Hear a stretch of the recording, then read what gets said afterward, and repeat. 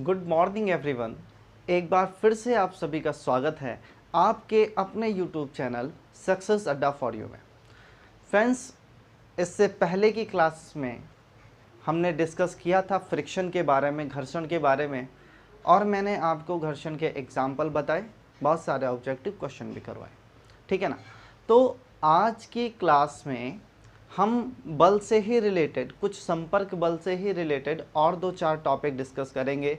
जैसे आपका बलाघूर्ण हो गया, जड़त्वाघूर्ण हो गया, फिर उसमें आपके उत्तोलक आ जाएंगे, और प्रथम द्वितीय और तृतीय श्रेणी के उत्तोलक। इन सब पे बेस्ड क्वेश्चन जो एग्ज़ाम में आते हैं उनको डिस्कस किया जाएगा, और ये सभी कैसे वर्क करते हैं इस पे भी डिस्कस किया जाएगा। सो फ्रेंड्स, आज की क्लास स्टार्ट हो, आज का सेशन स्टार्ट हो, इससे पहले आप सभी लोग ज़्यादा से ज़्यादा लाइव आ जाइए और इस वीडियो को शेयर कर दीजिए, ठीक है ना। चलिए स्टार्ट करते हैं आज का अपना टॉपिक। सो आज हम डिस्कस करने वाले हैं बल आघूर्ण के बारे में। किसके? बल आघूर्ण, ठीक है। आज डिस्कस किया जाएगा बल आघूर्ण। इसी को कहा जाता है टार्क, ठीक है। इसी को नाम दिया जाता है टार्क और कहते हैं इसे बल आघूर्ण, ठीक। देखिए, बल आघूर्ण तो बाद की बात है, सबसे पहले आप समझिए कि आघूर्ण क्या होता है। बल आघूर्ण बाद की बात है, उसके पहले आप ये जानें कि आघूर्ण क्या है।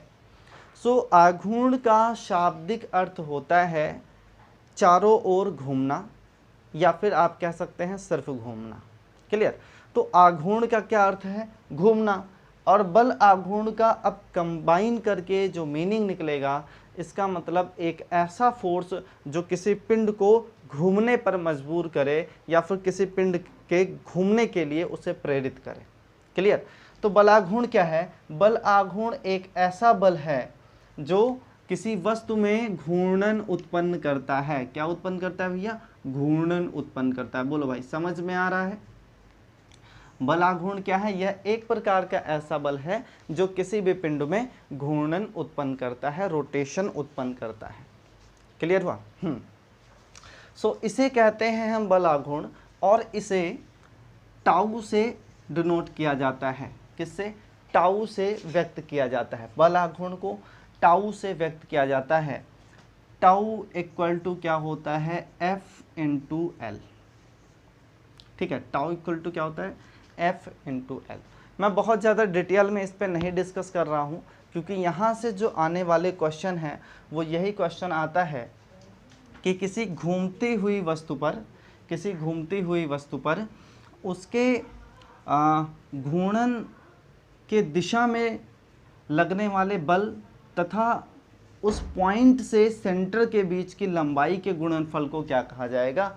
बल आघूर्ण कहा जाएगा, जिसे टार्क कहते हैं। डेफिनेशन इसके एग्जाम में नहीं पूछी जाती है, सिर्फ और सिर्फ एग्जाम में इसका मात्रक और विमीय सूत्र पूछा जाता है। सो एग्जाम के दृष्टिकोण से मैं आप सभी को बता रहा हूँ, टाउ इक्वल टू क्या हो जाएगा? F इंटू एल, ठीक है ना। और इसका मात्रक क्या होगा? तो आप कहोगे इसका मात्रक हो जाएगा न्यूटन मीटर, ठीक है ना। इसका मात्रक क्या हो जाएगा? Newton metre. अगर हम बात कर ले बल आघूर्ण का विमीय सूत्र क्या होगा? फ्रेंड्स, आपको याद होगा मैंने आपसे बताया था कि मैं एक भी विमीय सूत्र आपको रटाऊंगा नहीं। सारे के सारे विमीय सूत्र हम क्या करेंगे? निकाल लेंगे, और बहुत अधिक समय नहीं लगता है। जैसे न्यूटन आप देख रहे हैं, किसका मात्रक होता है? बल का। या यहीं से आप देखिए F क्या है? बल का मात्रक है ना। सॉरी, बल है तो बल का मात्रक क्या होता है? बल बराबर क्या होता है भैया? द्रव्यमान गुना त्वरण, है ना। और L मतलब क्या हुआ? लंबाई। बोलो भाई, इतनी बात समझ में आई? मैं दिखा रहा हूँ आपको कि कैसे निकालना है। आप जल्दी करोगे आसानी से निकल जाएगा, है ना। ये भी चीज़ें बहुत ही आसान है, लेकिन मैं एक एक करके दिखा रहा हूँ जिससे बहुत ही ईजिली निकल आए। अब द्रव्यमान, चलो एक बार और थोड़ा सा इसको आसान कर लेते हैं। द्रव्यमान, ठीक है। त्वरण को क्या लिखते हैं हम? वेग परिवर्तन की दर, मतलब delta we upon T square, है ना। डेल्टा वी अपॉन टी, वेग परिवर्तन की दर। और लंबाई क्या होती है? एल होती है, ठीक है ना। अब वेग बराबर क्या होता है? वेग बराबर क्या होता है? विस्थापन बटा समय। यहीं अगर इसको थोड़ा सा और सुधारा जाए तो ये क्या हो गया? विस्थापन और बटा समय। बोलो भाई, अब अगर इसको आप एक्सपेंड करो तो क्या हो गया, ये द्रव्यमान गुना विस्थापन का, विस्थापन ही हो जाएगा। विस्थापन किसका मात्रक होता है, लंबाई का, है ना। समय किसका मात्रक है, सॉरी टी, समय का मात्रक क्या है, तो आप कहोगे सेकेंड, ठीक है। तो अब लंबाई और इनटू इसका क्या मात्रक हो गया, सेकेंड स्क्वायर, ठीक है ना, माइनस पावर -2 और इनटू लेंथ, फिर लंबाई आ गई, ठीक। एक लंबाई ये थी, एक लंबाई ये थी, द्रव्यमान ये था। अब द्रव्यमान के लिए किससे प्रदर्शित किया जाता है, m से, लंबाई के लिए l, सेकंड के लिए t, पावर -2 है 2 कर दो, फिर लंबाई क्या है l। इन सबको अब कंबाइन करेंगे तो क्या बन जाएगा, ml square t to the power -2, ml square t to the power -2, ठीक है ना। तो ये आपका क्या हो जाएगा, यह विमीय सूत्र हो जाएगा, किसका, टार्क का या बल आघूर्ण का विमीय सूत्र। इसको अगर मैं चाहता तो यही निकाल देता, है ना, क्योंकि त्वरण का मात्रक क्या होता है मीटर प्रति सेकंड स्क्वायर। तो यहीं से मैं निकाल सकता था, लेकिन वो चीज़ मैंने क्या की है कि धीरे धीरे क्या किया है कि उसको और आसान करने की कोशिश की है, जिससे जो बिल्कुल नए हैं या जो बिल्कुल जिन्होंने इंटरमीडिएट में विमीय विश्लेषण नहीं पढ़ा है वो भी उसको सॉल्व कर लें। बताओ भाई, समझ में आ रहा है। हाँ, आपको सिर्फ मात्रक पता होना चाहिए, विमीय सूत्र बड़ी आसान से आसानी से आ जाएगा। बोलो भाई, समझ में आ रहा है। चलिए फटाफट आप इसका स्क्रीनशॉट लीजिए। चलिए, वेरी गुड। अब देखो यहाँ से क्वेश्चन क्या बनता है, यहाँ से क्वेश्चन क्या बनता है। सो यहाँ से जो क्वेश्चन बनते हैं, सबसे पहले आपसे इसमें पूछा जाता है कि अगर किसी हत्थे की मान लीजिए चाक है, कुम्हार का चाक है, ठीक है ना, और कहा जाए कि कुम्हार के चाक का जो गड्ढा होता है इस जगह पर, इसको अगर बढ़ा दिया जाए, इसको अगर बढ़ा दिया जाए, यहाँ कर दिया जाए, इस पॉइंट की अपेक्षा इस पॉइंट पे कर दिया जाए, थोड़ा सा बढ़ा दिया जाए, तो बताइए बल आघूर्ण का मान घटेगा या बढ़ेगा।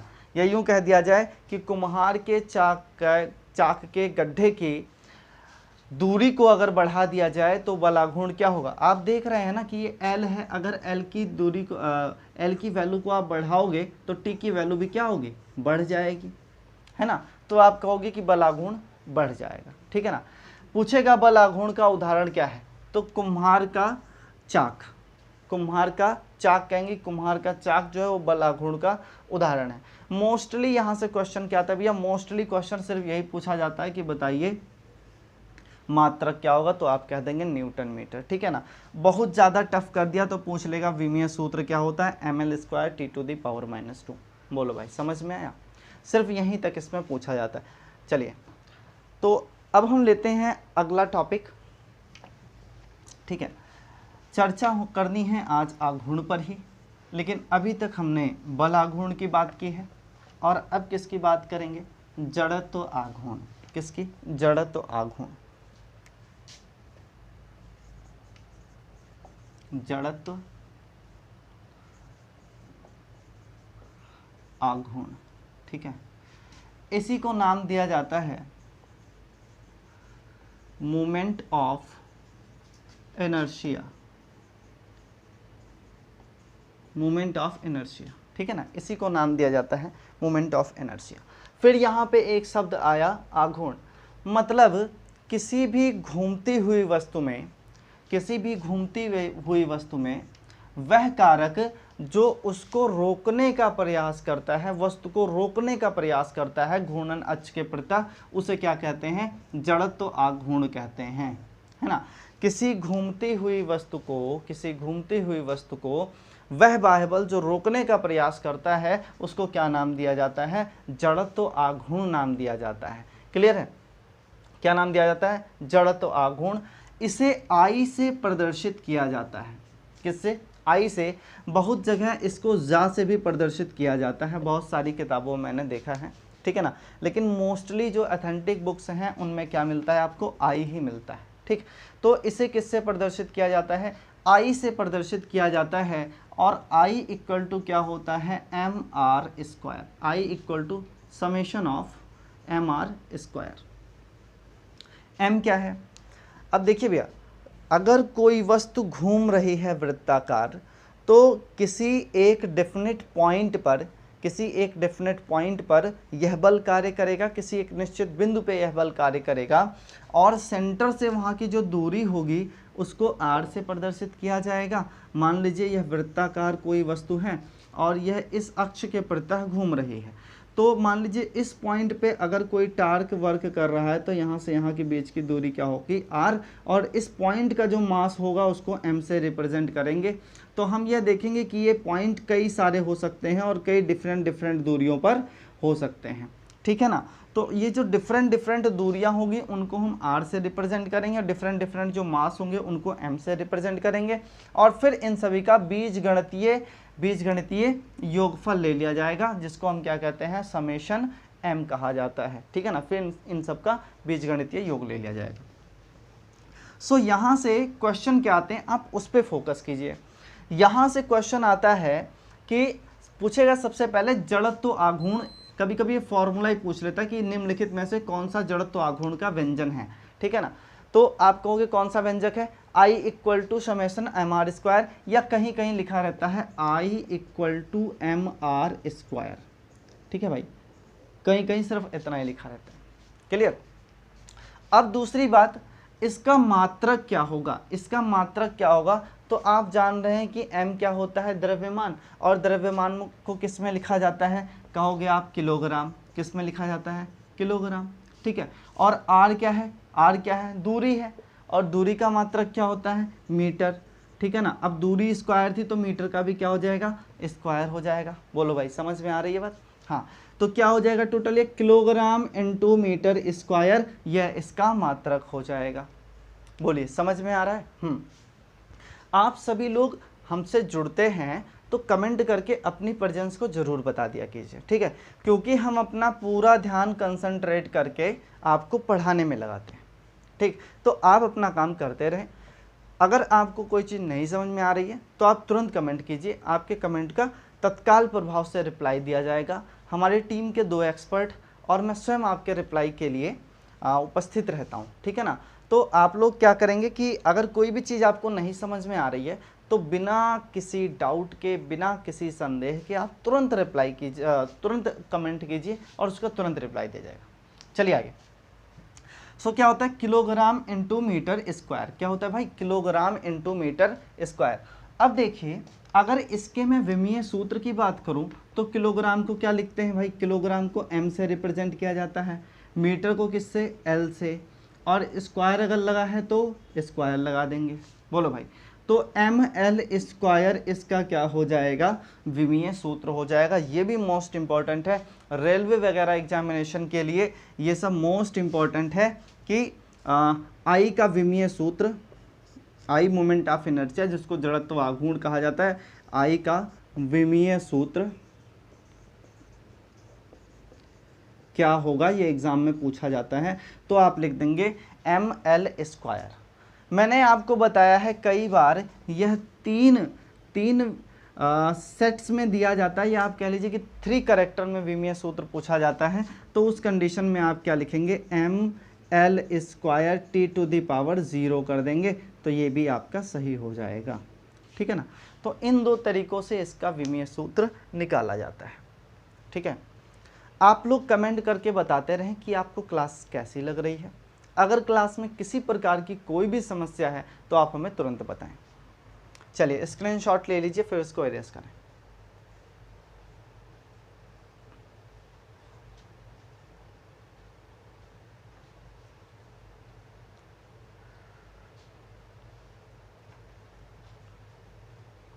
चलिए,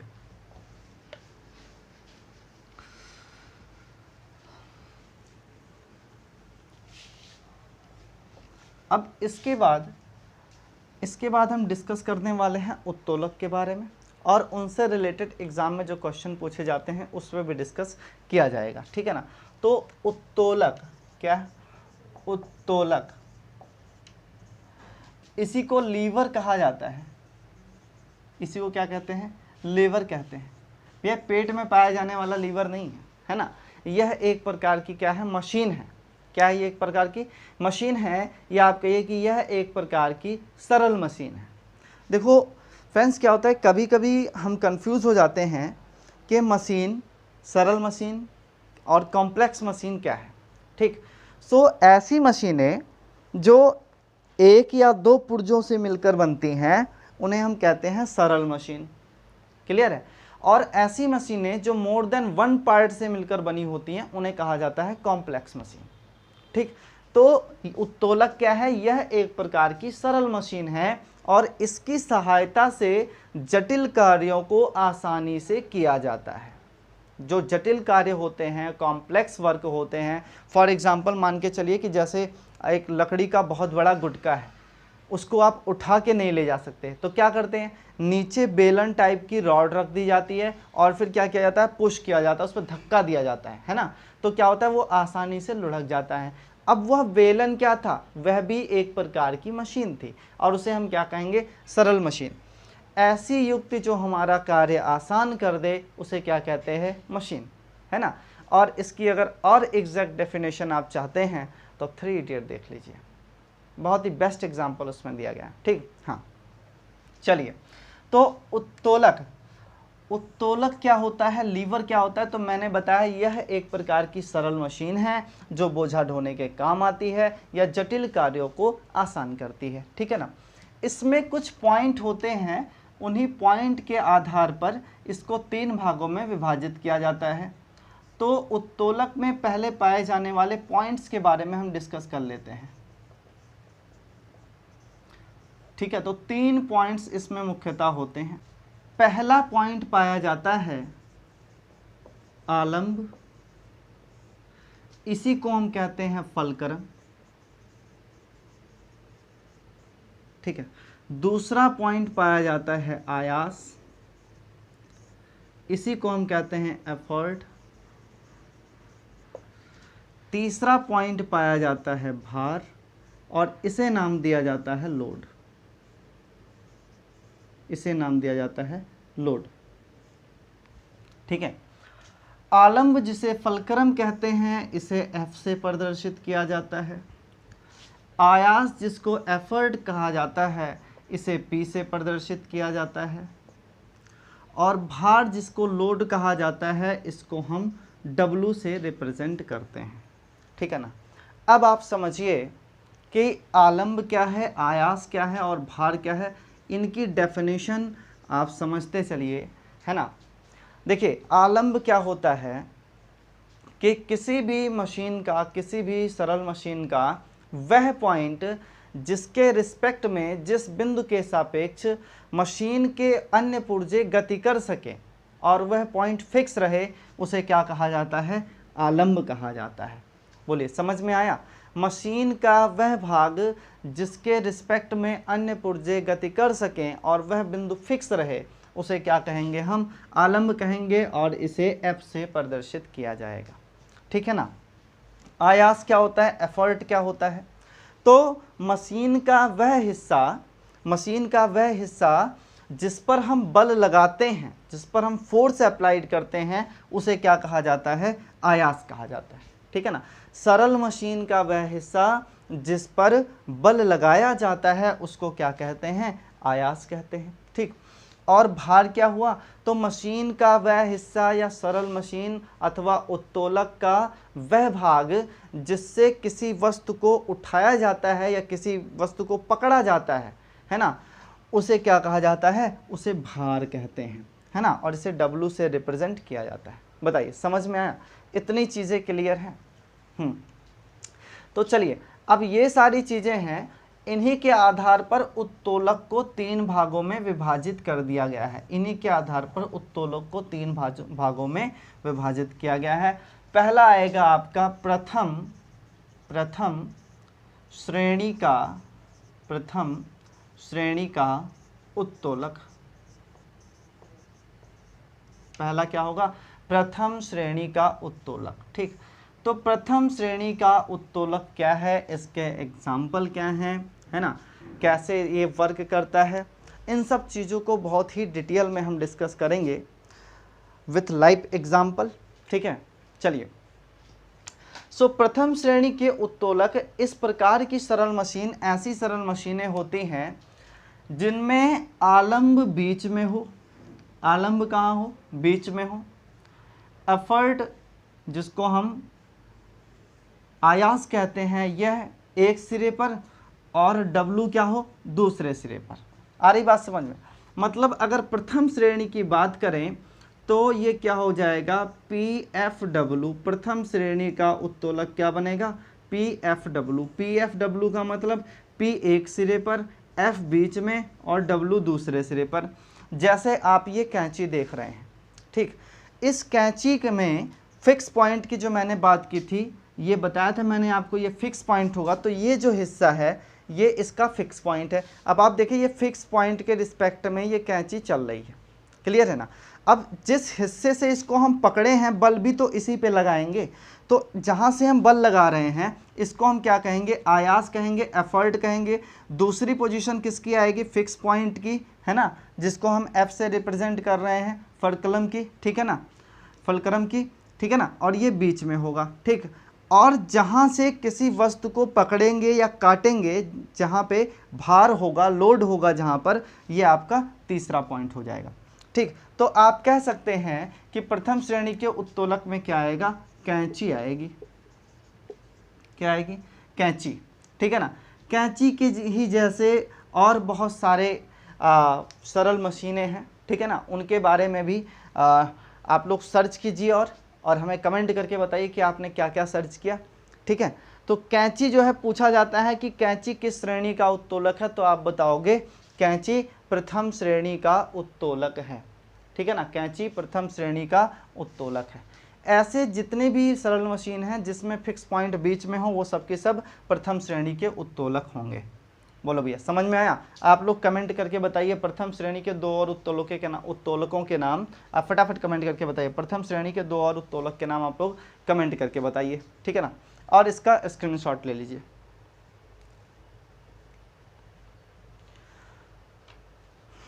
चलिए मिटाएं, तो इसको अब हम मिटा देते हैं, ठीक है।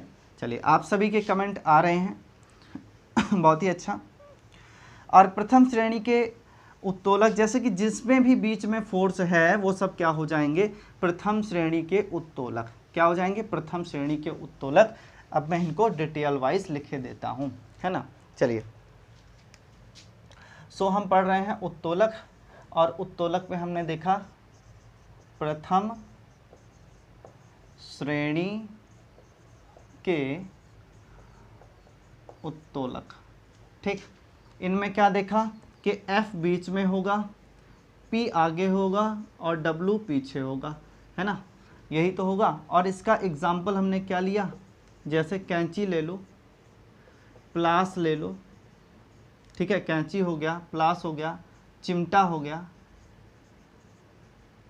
तो ये सारी चीज़ें, सॉरी चिमटा नहीं, एक और चिमटा होता है जो लोहार वगैरह के पास होता है, जिससे वो लोहे को पकड़ते हैं, वो भी प्लास के टाइप का होता है, उसको भी चिमटा कहा जाता है। तो मेरा सेंस उससे है, ठीक है ना। सो वो भी जस्ट लाइक अ प्लास होता है, प्लास ही समझ के रखिए। तो कैंची हो गया, प्लास हो गया, ये सारे एग्जाम्पल किसके हैं, प्रथम श्रेणी के उत्तोलकों के एग्जाम्पल हैं, ठीक है ना। चलिए अगला चलते हैं हम, द्वितीय श्रेणी के उत्तोलक। द्वितीय श्रेणी के उत्तोलक, ठीक। अब द्वितीय श्रेणी के उत्तोलक कौन से होते हैं, द्वितीय श्रेणी के उत्तोलक कौन से होते हैं। सो ऐसी सरल मशीनें जिसमें फिक्स पॉइंट आगे हो, फिक्स पॉइंट कहाँ हो, आगे हो, ठीक है ना, फिक्स पॉइंट आगे हो, या फिर आप कहेंगे कि जिनमें लोड जो है, जिनमें लोड जो है वो बल, सॉरी ठीक है, जिनमें बल लोड जो है वो आलंब और आयास के बीच में हो, जिसमें भार आलंब, ये क्या हुआ आपका भार, है ना, और ये क्या हुआ आलंब, और ये क्या हुआ आयास, ठीक। तो ऐसी जितनी भी मशीनें हैं जिनमें क्या हो, आलंब मतलब फिक्स पॉइंट आगे पड़ जाए, और भार कहाँ हो, बीच में। जो वस्तु आपको यूज़ करनी है, जिस पे वर्क करना है, वो कहाँ रखी जाए, बीच में रखी जाए, और आयास कहाँ पे हो, वह आगे की तरफ हो, तो इसको क्या कहा जाएगा, द्वितीय श्रेणी का उत्तोलक। ठीक है ना। अब इसमें क्या होता है, इसमें जिस पे आपको कार्य करना है वह बीच में होगा, जिस पर कार्य करना है वह बीच में। जैसे मान के चलो आपको सुपारी काटनी है, तो सुपारी कहाँ होगी, सुपारी पे ही तो वर्क करना है, तो सुपारी को बीच में रखा जाएगा, आलम्ब फिक्स पॉइंट आगे होगा और आयास हत्थे पर होगा। क्लियर है ना। तो उसको हम क्या कहेंगे, उसको हम कहेंगे कि वह हमारा द्वितीय श्रेणी का उत्तोलक है। जैसे सुपारी काटने वाला सरौता, जैसे सुपारी का सरौता लिख देते हैं। ठीक है ना, सुपारी का सरौता। ठीक, तो ये किस श्रेणी का उत्तोलक है, आप कहोगे यह द्वितीय श्रेणी का उत्तोलक है। इसमें क्या होता है भाई, देखो फिक्स पॉइंट कहाँ होता है, फिक्स पॉइंट बिल्कुल आगे होता है, फिर यहाँ से एक इस तरीके का स्ट्रक्चर जाता है और नीचे से एक इस तरीके का स्ट्रक्चर होता है। ठीक है, और इसको आगे ऐसे हत्थे लगे होते हैं पकड़ने के लिए, दो जगह। ठीक, और यहाँ पर क्या होता है, यहाँ पर ब्लेड लगा होता है और इस जगह पर सुपारी रखी जाती है। तो अब ये डब्लू हुआ, वेट सेंटर में आया। ठीक है ना, फिक्स पॉइंट एफ जो था वो आपका आगे आ रहा है ना, और जिस पर हम बल लगाएंगे, जिसे आयास कहा जाएगा, वह कहाँ होगा, वह इस पोजीशन पे होगा और इसको क्या कहा जाएगा, पी कहा जाएगा। तो क्या होगा, ये सरौता। इसी तरीके से क्या होता है, नींबू निचोड़ने वाली मशीन, है ना, जैसे उस पर भी तो ऐसे स्ट्रक्चर बना होता है और यहाँ पे क्या होता है, बीच में नींबू रखने की जगह होती है। फिर क्या करते हैं, इसको ऊपर से रख के दबा देते हैं और होता क्या है, रस सारा नीचे गिर जाता है। तो इस कंडीशन में आप देख रहे हैं कि ऐसी जितनी भी सरल मशीनें होंगी जिसमें आयास कहाँ पर हो, जिसमें आयास आगे हो, हत्थे पर हो, फिक्स पॉइंट बिल्कुल आगे हो और भार बीच में रखा जाए, उसको क्या कहेंगे, द्वितीय श्रेणी का उत्तोलक कहेंगे। जैसे सरौता हो गया, सुपारी काटने वाला, नींबू निचोड़ने की मशीन हो गई। ठीक है ना, तो ये सारी चीज़ें क्या होंगे, ये सेकंड क्लास आपके लीवर होंगे। क्लियर है। चलिए स्क्रीनशॉट लीजिए, फिर इसको इरेज करना पड़ेगा। चलिए ले लिया, चलिए आगे चलते हैं। अब देखिए, अब तृतीय श्रेणी का उत्तोलक, तृतीय श्रेणी का उत्तोलक। अब तृतीय श्रेणी के उत्तोलक क्या होंगे। ठीक है, तृतीय श्रेणी के उत्तोलक क्या होंगे। सो तृतीय श्रेणी, पहले श्रेणी के उत्तोलक में आपने क्या देखा था, एफ बीच में है और दूसरे से और डब्लू कहाँ था, वो एंड पर था। इस बार डब्लू कहाँ है, बीच में है। अब क्या होगा, डब्लू आपका फिर से एंड पर होगा और एफ लेकिन फिक्स पॉइंट पर होगा। कहने का मतलब, पहले में आपने देखा आलंब बीच में था, पहले में आलंब बीच में था, दूसरे में क्या हुआ, भार बीच में आया, और तीसरे में क्या होता है, आयास बीच में होता है। तीसरे में क्या होता है, आयास बीच में होता है। ठीक, तो तीसरी श्रेणी के उत्तोलक में आयास किस किस के बीच में पाया जाएगा, आलंब और भार के बीच में पाया जाएगा। उसे क्या कहेंगे, तृतीय श्रेणी का उत्तोलक। मतलब P एक साइड रहेगा आपका और W एक साइड रहेगा, सॉरी F एक साइड और W एक साइड। ठीक है ना। इसके क्या लाइव एग्जाम्पल हैं, इसके क्या लाइव एग्जाम्पल हैं, जैसे जो दोस्त, जो भाई बंधु हमारे इस समय रह रहे होंगे या ऐसे हमारे दोस्त जो यहाँ पे रह के पढ़ाई कर रहे हैं, वो सभी रोटियाँ बनाते होंगे, या जो हमारी बहनें हैं वो सभी रोटियाँ वगैरह बनाती हैं। तो उसमें आप देखिए इस प्रकार के चिमटे का उपयोग करते हैं। ठीक, अब इस चिमटे में आप देखेंगे तो फिक्स पॉइंट आपका बिल्कुल बीच पीछे है, या ये फिक्स पॉइंट जिसके रिस्पेक्ट में ये मूव करता है ये आपका पीछे है। और पकड़ते कहाँ से, इस जगह से, या यहाँ से पकड़ के रोटी उतारी जाती है, यहाँ से नहीं ना, इस जगह से पकड़ी जाती है। तो इस जगह से आप पकड़ते कहाँ, यहाँ पर। तो अब देखिए ये लोड कहाँ पे है, आगे है, लोड कहाँ है, आगे है, पकड़ा कहाँ से हमने, बीच से पकड़ा है, और फिक्स पॉइंट कहाँ है, पीछे है। तो ये इस तरीके से अगर बात की जाए आपसे कि चिमटा किस श्रेणी का उत्तोलक है, चिमटा किस श्रेणी का उत्तोलक है? तो आप कहोगे चिमटा तृतीय श्रेणी का उत्तोलक है। चिमटा तृतीय श्रेणी का उत्तोलक है। ठीक है, और क्या होता है? और जैसे हल ले लिया आपने, किसान का जो हल होता है उसमें क्या होता है? भाई एफ फिक्स पॉइंट कहाँ होता है? ऊपर जहाँ से बांधा जाता है, बैल का जो हल जहाँ लगाते हैं उस जगह पे बांधा जाता है। दूसरा, लोड कहाँ होता है? तो सेंटर में होता है। और फिक्स पॉइंट ऊपर, लोड बिल्कुल आगे, और जहाँ पर फोर्स लगाते हैं वो हिस्सा बीच में होता है। ठीक है ना? तो इस तरीके से चिमटा या किसान का हल भी आप कह सकते हैं, किसान का हल। ठीक, सो इस तरीके से हमने उत्तोलक के प्रथम, द्वितीय और तृतीय श्रेणियों के बारे में डिस्कस किया, और इस तरीके से हमारा बल का टॉपिक आज यहीं पर समाप्त हो रहा है। ठीक है, मैंने इसकी 3 क्लासेस ली हैं। जो स्टूडेंट हमसे आज पहली बार जुड़ रहे हैं वो हमारी प्रीवियस की 2 वीडियो देख लें, आपको फोर्स में कोई भी दिक्कत नहीं रह जाएगी, सारी प्रॉब्लम सॉल्व हो जाएगी। ठीक है दोस्तों, सो आज इस टॉपिक को यहीं समाप्त करते हैं, और इस सेशन को भी। आप सभी स्वस्थ, व्यस्त और मस्त रहें। इन्हीं शुभकामनाओं के साथ इजाज़त दीजिए। जय हिंद।